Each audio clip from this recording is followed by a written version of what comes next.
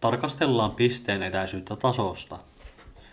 On annettu joku taso ja tason ulkopuolinen piste ja halutaan sitten määrittää tämä pisteen etäisyys tällä tasosta. No, tämä etäisyys, mitä kysytään, se on tämä kohtisuora etäisyys, eli jos täältä löydetään sitä tasosta tämä pistettä P lähin piste, niin silloin tämä jana tältä P:stä kuuhun, se on kohtisuorasta tätä tasoa vastaan. Eli tämän vuoksi tarvitaan tämä tason normaali, että päästään tässä eteenpäin. Tältä pisteestä P voidaan lähestyä tätä tasoa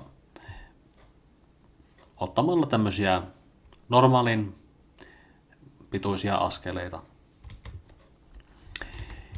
Ja sitten jollakin tietyllä lukumäärällä näitä normaalin pituisia askeleita päädytään tänne tasoon. Eli joku tämmöinen piste P plus T kertaa normaali on tämän tason piste, eli toteuttaa tämän tason yhtälön. Ja sitten tämä etsitty pituus on sitten tämä P plus TN ja P välinen etäisyys, eli TN pituus, eli tämä vakio T itseisarvossa kertaa tämä normaalin pituus. Tässä jos käyttäisit tätä yksikkönormaalia, niin silloin tämä normaalin pituus täällä olisi 1 ja sitten riittäisi saada selville tämä luku T. Mutta yleisessä tilanteessa pitää laskea tämä luku T ja sitten tämä normaalin pituus. Ja katsotaan tästä esimerkki. Otetaan pisteeksi P113 ja tasoksi sitten x minus y plus 2z on 1. Ja mikä on näiden välinen etäisyys? Eli aluksi täytyy määrittää se normaali. Nyt taso on tämä x minus y plus 2z. Ja poimimalla nämä x, y ja z kertoimet saadaan se normaali. Eli normaali on 1, miinus 1, 2. 1, miinus 1 ja 2 oli nämä kertoimet ja niistä saadaan muodostettua tämä normaali. No sitten tämä piste P plus T kertaa normaali, se on tällaista muotoa. Ja voidaan vähän sieventää. Ja tämä piste sijaitsee tuossa tasossa silloin, kun se toteuttaa tämän tason yhtälön, eli poimitaan x-komponentti, vähennetään siitä y-komponentti ja lisätään 2 kertaa z-komponentti ja tästä pitäisi tulla 1. No, tässä varmaan aukaistaan näitä sulkuja kohta. Täällähän taitaa käydä silleen, että nämä ykköset täältä kumoutuu ja sitten tt jäljelle plus 2 kappaletta täältä.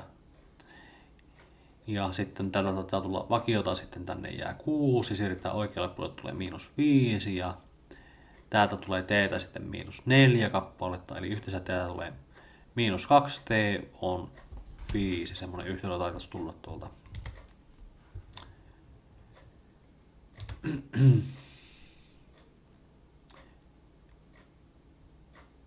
Okei. Joo, niin sitä tulee, niin kutonen siirretään tuonne oikealle puolelle, tulee että miinus 2t on miinus 5. Ja siitä kun jaetaan miinus 2, niin saadaan tämä t ratkaistua ja luvuksi t tuli 5/2. Sitten pitäisi tämä normaalin pituus vielä laskea sitten. Saadaan silloin tämä etäisyys selville. No normaali oli tämmönen ja sitten sen pituus on sitten 1 toiseen plus 1 toiseen plus 2 toiseen 4 juuressa ja sitten tulee yhteensä 6, eli tulee 4 juuri 6. Ja sitten tämä jos näpyttelee laskeminen tulee 6,12 suurin piirtein.